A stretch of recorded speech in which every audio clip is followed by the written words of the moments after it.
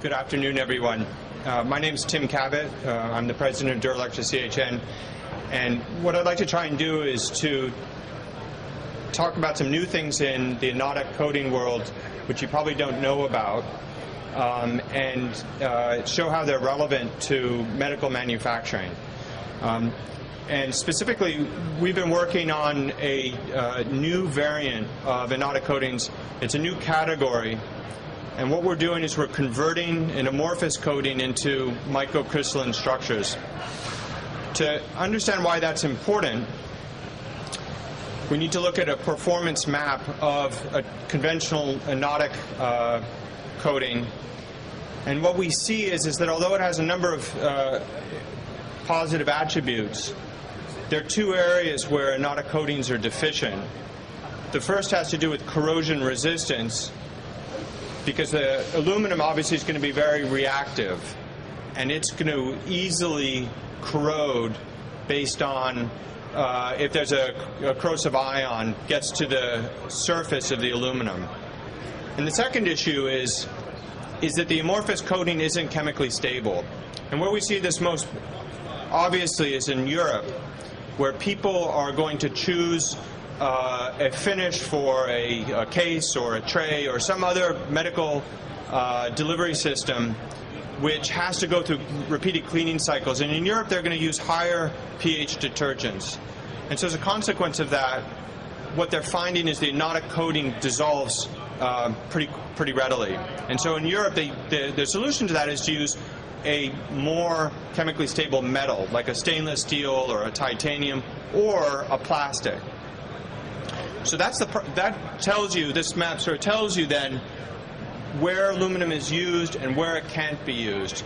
And our goal is to show how we can modify the performance of that coating in order to open up the application space where aluminum will be chosen. So a couple of things we need to start with. One is, as you all know, aluminum is highly reactive, and the anodizing develops this hydrated oxide layer. And that coating has many great properties. It's very abrasion resistant. It can be decorated because of the porous nature, allows for a dye to be received. But in some ways, it's an imperfect coating as well, because corrosion takes place where there are fissures in the coating, and those metal ions can find their way down to the substrate and propagate a reaction which only accelerates over time. So unlike some other coating systems, with aluminum anodizing, it's not when the corrosion process starts, it will not stop until, assuming that the environment doesn't change, it won't stop until there's complete failure. So when we think about this diagrammatically, then what we see is the Anodic coating, I'm just sort of doing this schematically, has these fissures. And they become pathways for an ion to find its way down to the substrate. And so therefore, the traditional approaches for solving problems with Anodic coatings are, one is to reduce the porosity and the pathways, or the second thing is to introduce metal compounds which are going to be more stable.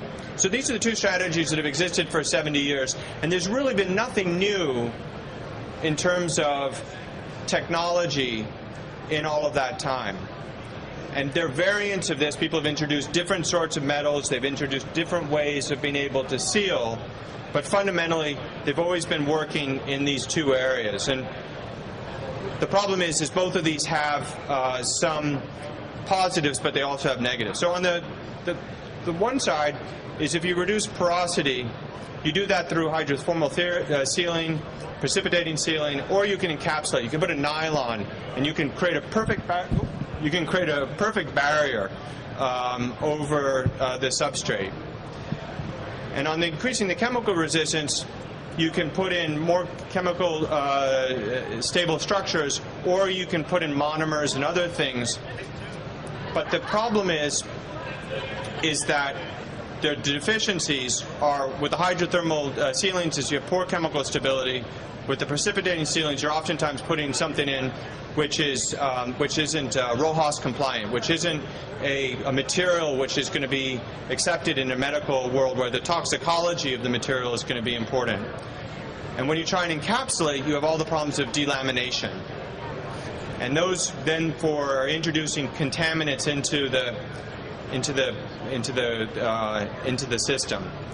So what we're going to talk about today is the microcrystalline technology, and basically what we're doing here is we're converting the crystalline or the amorphous oxide into partially microcrystalline structures. So maybe what we do is spend just a second then looking about why is this going to be different. I'm not sure how many of you study chemistry, but there's materials can be in different phases. And in an amorphous phase, you have the molecules are going to be arranged in more of a random orientation. There's going to be longer bond length, and as a consequence of that, those materials are going to be less chemically stable, and they're going to be more prone to solubilizing. Whereas if you can convert it into an amorphous form, you can make it more stable, and you can reduce the level of solubility. So what we want to show here is in this schematic is how you develop or you partially convert the amorphous coating within the anodic coating to make it to introduce those microcrystalline structures. And here what we do is we start to look at some TEM images of how anodic coatings look.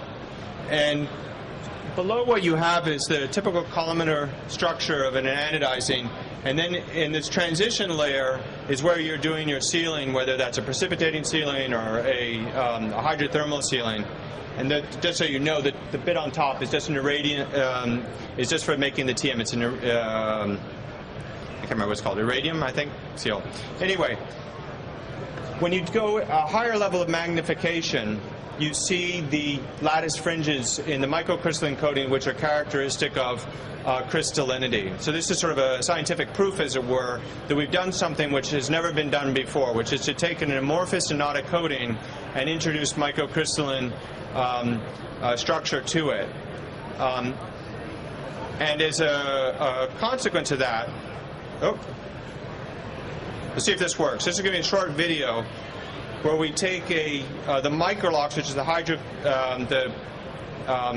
microcrystalline versus conventional amorphous hard coat, and we're going to put these into a caustic, it's a hot, highly concentrated caustic solution. So this is a failure test. And what we're going to look at over this video is that immediately you have on the left side gassing off of the anodic coating. So what's happening is that you're having the reaction starts immediately, and you're having the caustic ions, or the caustic is getting into the oxide, and it's starting to dissolve it, and it's throwing hydrogen off as it does that. So you can see that gassing is taking place, and what happens then is that process starts, as we talked about earlier, it will continue to go. In fact, it will start to accelerate, because as those pathways get bigger, there's going to be more ability now for the caustics to get to the aluminum surface and start, it'll create more space, and the coating will dissolve more quickly. So the name of the game here is, why does one on the left, is it gassing off, and why the one on the right isn't? And the reason is that those, as we were talking about, those microcrystalline structures are going to be much harder to break apart.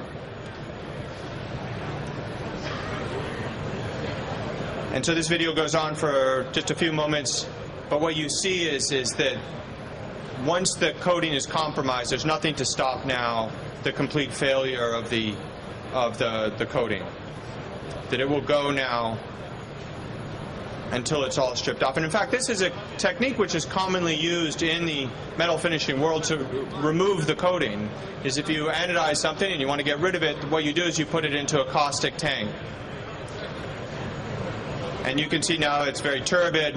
The coating is gone on your left. We'll rinse this off just so you can see it more clearly.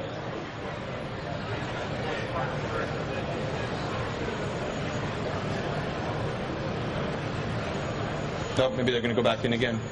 Forgot the.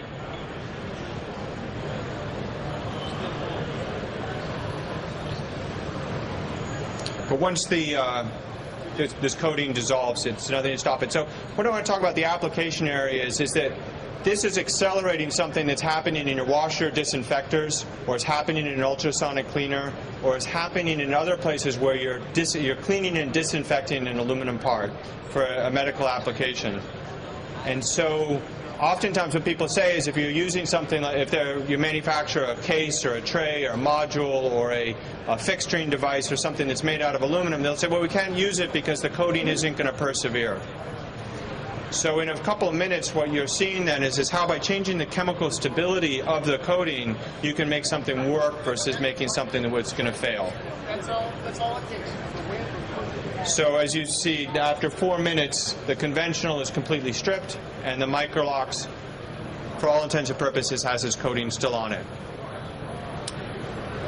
So what that means then is that we've changed the performance map of anodic coatings. We've allowed anodic coatings to perform in areas where traditionally they haven't been able to work by making the corrosion resistance and the chemical stability higher. It's still a inorganic coating, so it's still going to, over time, you can remove this coating, but we've opened up a whole lot of performance space. So if anybody who's interested in keeping the aluminum for all of the beneficial qualities of the aluminum, they now have a much bigger range which they can actually work in without their products failing.